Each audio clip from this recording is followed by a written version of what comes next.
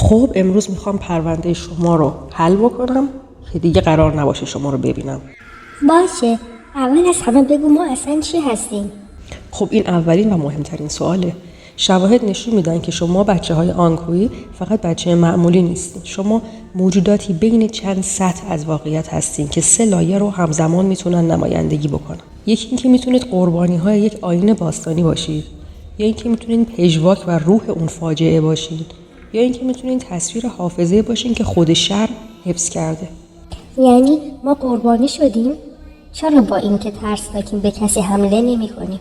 بله، شما احتمالاً قربانی‌های یک آیین پاکسازی یا زندانی کردن تو قرن‌ها گذشته هستید. سنگ‌هایی که جید دید در واقع تخت‌های جراحی یا تخت‌های قربانی بودن. شما حمله نمی‌کنین چون دشمن نیستین. شما پیام رسان و واسطه هستید. کلمه آنکویی یک اسم نیست، یک آوا هستش.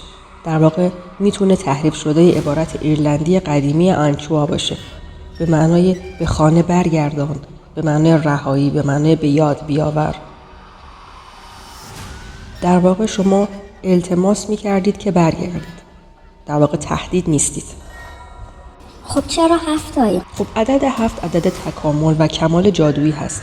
تو آیین‌های غریبه 7 سیلز یا 7 مرحله تطهیر داریم. 7 نوت موسیقی داریم.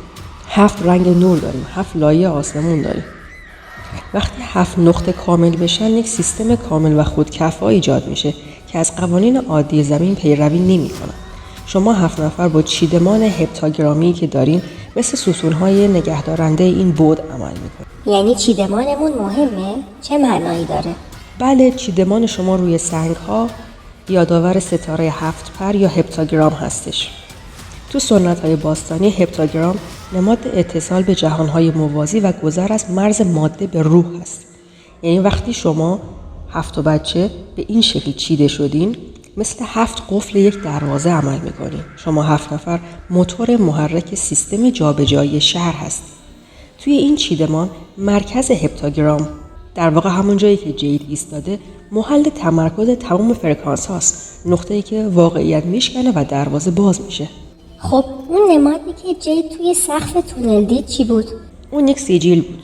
سیجیل در واقع یک مهر جادویی هست برای احضار یا فعالسازی یک نیرو.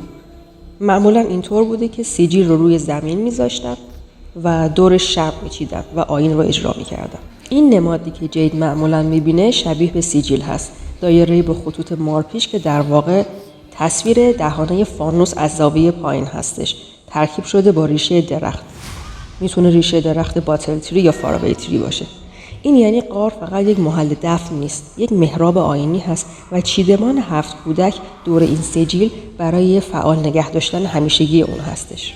تبیتا چرا اصلا میخواست ما رو نجات بده؟ تبیتا با منطق عاطفی یک مادر وارد شد، اما پیچش داستان این بود که تبیتا به جای رسیدن به شما به دستگاه اصلی رسید. شما هدف نهایی نبودید، بلکه راهنما بودین تا اونو به تونل، آبهای زیرزمینی و فانوس دریایی بکشونه. اون برای نجات اومد، اما برای کشف مسیر خروج انتخاب شد. ولی چرا وقتی رسید به فانوس ماها رو ندید؟ خب چون شما متعلق به بعد زمانی قدیمی هستین و حضور فیزیکی ندارین. شما پژواک اون فاجعه هستین. نبودن شما توی برج تناقض نیست. نشونه این هست که بعد شما با بعد اهالی شهر فرق میکنه. تبیتا به جای ملاقات با شما وارد نقطه اتصال حافظه و سیستم شهر شد. پس ما بودیم که تبیتا رو بیرون فرستادیم؟ دقیقاً شما از تبیتا به عنوان یک واسطه استفاده کردین تا حلقه بین دنیای بیرون و درون کامل بشه. خب چرا جید چیزای دیگه دید؟ چرا جید متوجه چیزایی که تبیتا دید نشد؟ خب تبیتا دنبال معنا و مادرانگی هستش، اما جید در واقع ذهنی ساختاری و تحلیلی داره. جید فهمید که این صحنه یک صحنه جرم ساده نیست، یک مهندسی آیینی هست. باتل تری چی؟ درخت بطری ها. اونم یک تله است؟ اون خیلی بیشتر از یک تله است. توی فولکلور سیاه‌پوستان جنوب آمریکا درخت بطری یک تکنولوژی آیینی محبوس سازی هست. باور قدیمی این هست که ارواح شریر که به اونها هینسم میگن به شدت به نور، رنگ و بازتاب علاقه دارن. اونها شب جذب تلالوی رنگی بطری ها میشن، وارد دهانه اونها میشن و درون بطری به دام میافتن. اما جادوی اصلی توی صبح اتفاق میفته. وقتی خورشید طلوع بکنه نور خورشید از شیشه عبور میکنه و اون ارواح گرفتار در اثر تماس با نور خالص صبحگاهی نابود میشن. توی این شهر درخت بطری یک فیلتر ماوراییه، یک سیستم تهویه که تو نزدیکی درختان پورتال یا فاراویتری کاشته شده تا انرژی های آزاد شده و ارواح سرگردانی که از پورتال ها نشء میکنن و شکار و تصفیه بکنن. خب پس همه چیز که به هم وصله، از ما تا درخت بطری و زنجیره مارتین. کاملا شهر مثل یک پیاز سه لایه است. لایه اولش فیزیکه، هیولاهای کاتاکومبی که شب شکار میکنن. لایه دومش مکانیسمه، مثل تونل ها یا شما 7 آنکوی ها یا هندسه هپتاگرام، درخت بطری و آیین‌های باستانی. و لایه سوم روح و فرکانسه، مثل مارتین زنجیر شده، مثل کرمای زیر پوست و جعبه موسیقی که ذهن سه قربانی رو میتونه زنجیر بکنه. در واقع شما 7 کودک قلب تپنده و منبع تغذیه هستین و فانوس دریایی دریچه خروجی هستش. درخت بطری هم توی این اثنا نقش فیوز ایمنی رو بازی میکنه تا سیستم از فشار ارواح نشء کرده منفجر نشه. شما با چیدمان هپتاگرامی در حال پمپاژ انرژی به سمت فانوس دریایی هستین تا اون دروازه رو باز نگه داره.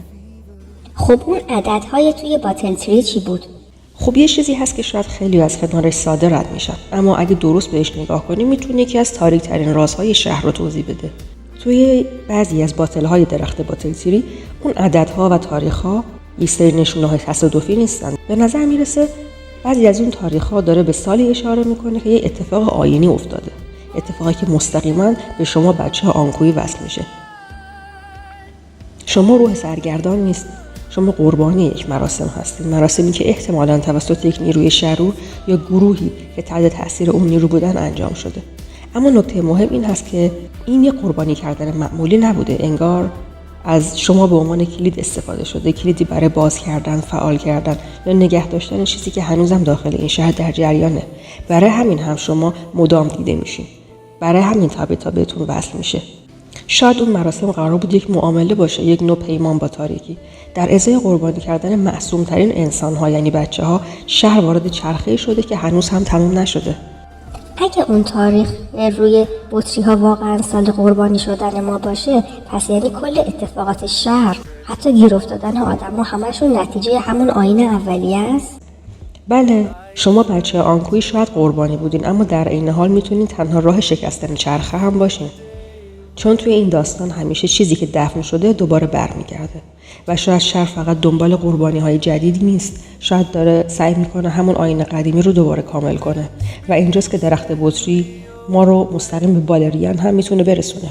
چون اگه بطری‌ها تله روحن و ارواح سرگردون رو با صدا، نور و ارتعاش رو خودشون حبس میکنن، بالریان هم انگار شکل انسان شده همون مکانیسم موجودی که با ریتم، حرکت و موسیقی ظاهر میشه و ذهن قربانی رو وارد یک چرخه تکرار شونده میکنه. بطری‌ها ارواح رو توی شیشه زندانی میکنن، جعبه موسیقی ذهن رو توی صدا و بالریان بدن رو در حرکت. پس بالریان فقط یک توهم نیست، اون نشونه این هست که سیستم شهر از مرحله حبس روح عبور کرده و داره با فرکانس بدن و اراده آدم‌ها رو کنترل میکنه.